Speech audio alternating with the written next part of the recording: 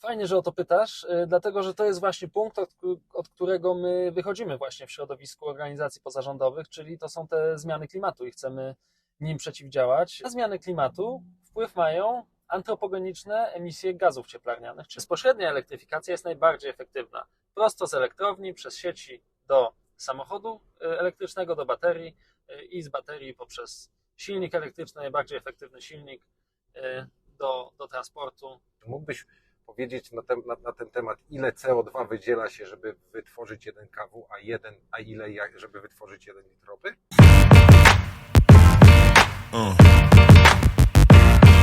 Yeah.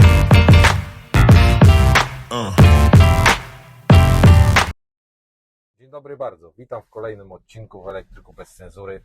Ostatnio dostaję wiele komentarzy na temat tego, że samochody elektryczne w użytkowaniu nie są zeroemisyjne. Że co z tego, że jeździmy na prąd, jak to generuje węgiel? Co z tego, że tutaj nie wydzielamy emisji, a wydzielamy z kolei gdzie indziej? I trudno się nie zgodzić z Wami w pewnych kwestiach, ale postanowiłem zaprosić Rafała. Rafał. Dzień dobry wszystkim. Rafał zajmuje się tak naprawdę, w skrócie jakbyś powiedział, Rafał, czym się zajmujesz? Zajmuję się rzecznictwem na rzecz elektromobilności. Pracuję w 2 organizacjach, w Fundacji Promocji Pojazdów Elektrycznych i jestem też przedstawicielem Europejskiej Organizacji Transport and Environment, która to zajmuje się dekarbonizacją całego sektora transportu, od małych samochodów osobowych aż do statków kontenerowych międzykontynentalnych. Wszystko ma być zeroemisyjne i będzie. A jaka jest taka Twoja główna rola tam? Czy za co jesteś odpowiedzialny w firmie? Ja się zajmuję dekarbonizacją transportu drogowego. No i my w organizacjach pozarządowych pracujemy w ten sposób, że mamy projekty rozpisane na 1, 2, 3 lata, no i je realizujemy. W ramach tych projektów mamy najróżniejsze działania, od działań rzeczniczych w mediach, właśnie tak jak tutaj teraz daję wywiad, poprzez rozmowy z administracją publiczną, przez promowanie wiedzy, danych naukowych, no i my sami produkujemy też takie dane eksperckie, naukowe właśnie w formie raportów czy krótszych artykułów, gdzie pokazujemy na danych, jak to się wygląda. Między innymi właśnie też kwestie wpływu elektromobilności i w ogóle transportu na środowisko i dlaczego powinniśmy to robić. Bardzo się cieszę, bo właśnie chciałem porozmawiać z osobą, która jest blisko tego, żeby ewentualnie pewnym dezinformacjom zaprzeczyć albo potwierdzić i powiedzieć, co się w tej kwestii dzieje, bo jest wielki szum na temat tego, co z tego, że wrzucamy samochody elektryczne, jak to będzie więcej wydzielanego CO2, bo zapotrzebowanie będzie większe na energię i takie koło się robi zamknięte. A mi bardzo zależy na tym, żeby jednak odbiorcy, klienci mieli informacje źródłowe, bo zgodzić się chyba mogą się w tym wszystkim pogubić. Dlatego takie moje pierwsze podstawowe pytanie jest, co ma największy wpływ na zmiany klimatyczne, bo tu są takie różne informacje, że i poziom krzywizny, że ułożenie księżyca, że w styczniu mamy 15 stopni, to nie jest wcale emisja CO2, tylko to są kwestie już bardziej astrologiczne, promień krzywizny Ziemi. Jakbyś mógł Ty to powiedzieć ze strony takiej eksperckiej? Fajnie, że o to pytasz, dlatego że to jest właśnie punkt, od którego my wychodzimy właśnie w środowisku organizacji pozarządowych, czyli to są te zmiany klimatu i chcemy nim przeciwdziałać, dlatego właśnie promujemy też elektromobilność. Na zmiany klimatu wpływ mają antropogeniczne emisje gazów cieplarnianych, czyli emisje gazów cieplarnianych powodowane przez ludzi. To jest już potwierdzona wiedza naukowa, nie jest to żadna teoria. Na tej podstawie wszystkie państwa na świecie, w tym też Unia Europejska, której my jesteśmy członkiem, realizują konkretne polityki klimatyczne, czyli polityki redukcji emisji. No a sposobem na redukcję emisji w transporcie jest zamiana paliw kopalnych, które teraz używamy w większości, czyli w transporcie drogowym to jest ropa naftowa, diesel i benzyna, na energię z odnawialnych źródeł energii, czyli tutaj na energię elektryczną, w obszarach, których nie da się elektryfikować, na przykład loty długodystansowe, żegluga długodystansowa, tutaj będziemy produkowali paliwa syntetyczne na bazie wodoru. Ale transport drogowy cały, od samochodów osobowych przez autobusy miejskie poprzez długodystansowe tiry, będą elektryfikowane. Czyli mówisz o tym takim rozwiązaniu a propos statków i samolotów, że jesteśmy w stanie wytworzyć paliwo, które będzie mniej emisyjne? Dobrze ja to rozumiem? Będzie zeroemisyjne, tak? Zeroemisyjne. Będzie produkowane z energii elektrycznej z odnawialnych źródeł, takich jak turbiny wiatrowe, jak panele słoneczne, czy inne odnawialne źródła energii. Z tej energii elektrycznej będziemy ją przetwarzać na wodór i na bazie tego wodoru będziemy wytwarzać paliwa syntetyczne, właśnie takie zeroemisyjne, albo bezpośrednio wodór, albo amoniak.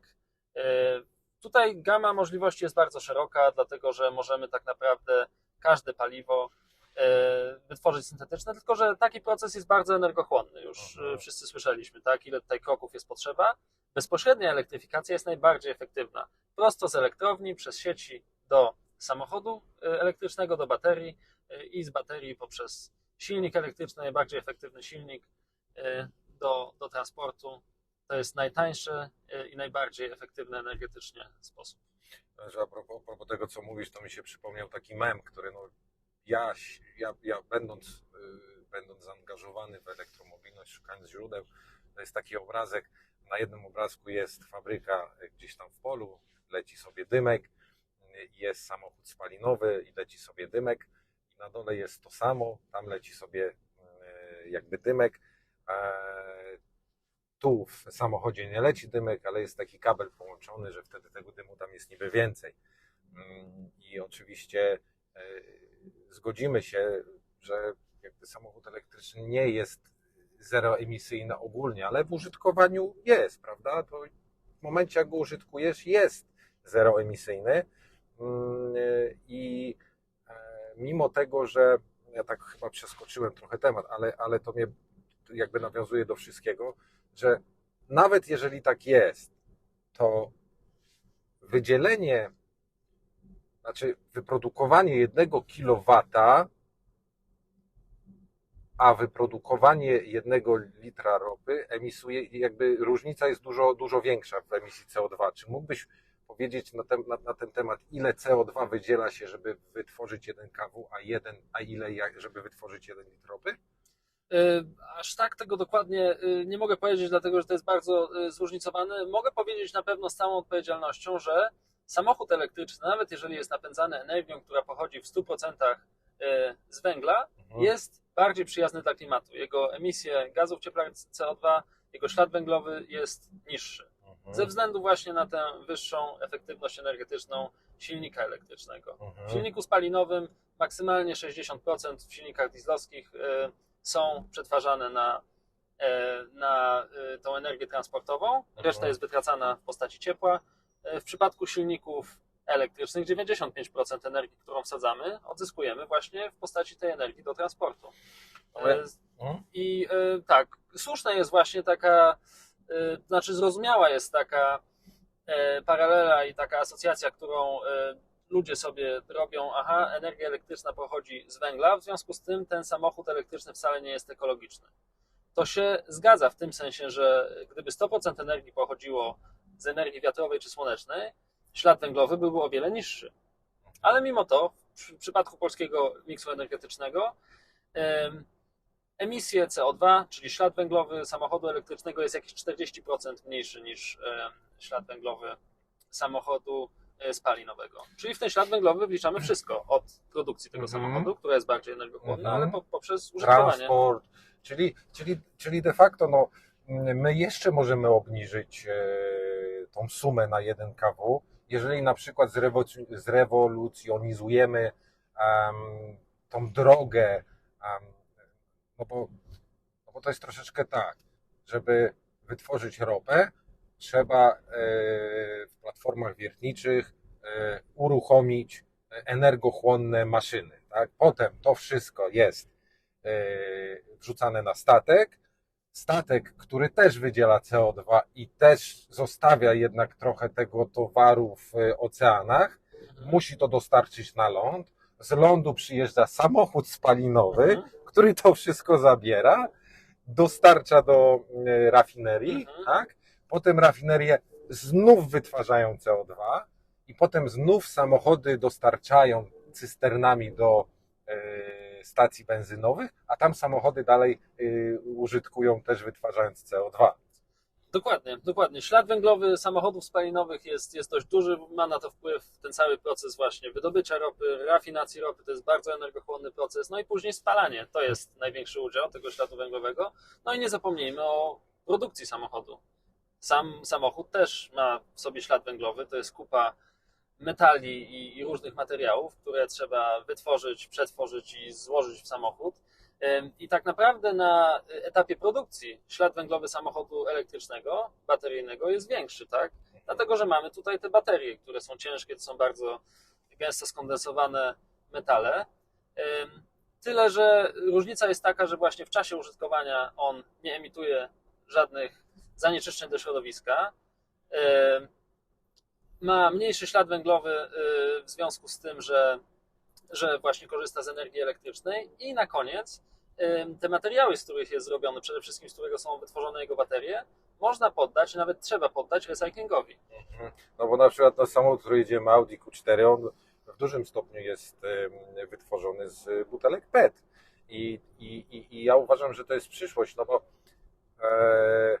mówi się, że fabryka wytwarza bardzo dużo CO2, ale przecież tam są filtry. Tam to nie jest tak, że chyba tego nikt nie pilnuje, prawda? Jaka jest emisja CO2, więc zgodzisz się, tak? Jak najbardziej. Trzeba jeszcze właśnie sobie uzmysłowić, że koncerny motoryzacyjne i koncerny, które produkują baterie i materiały na potrzeby przemysłu motoryzacyjnego, to są te obszary przemysłu, które się najszybciej dekarbonizują, tak? Dla przykładu fabryki samochodów wielu koncernów, wielu grup producenckich w Europie wykorzystują tylko i wyłącznie energię z odnawialnych źródeł energii. Również w Polsce. Mają specjalne umowy na zakup tylko zeroemisyjnej energii z OZE. Jeśli chodzi o recykling baterii, znowu to jest regulowane przez prawo Unii Europejskiej.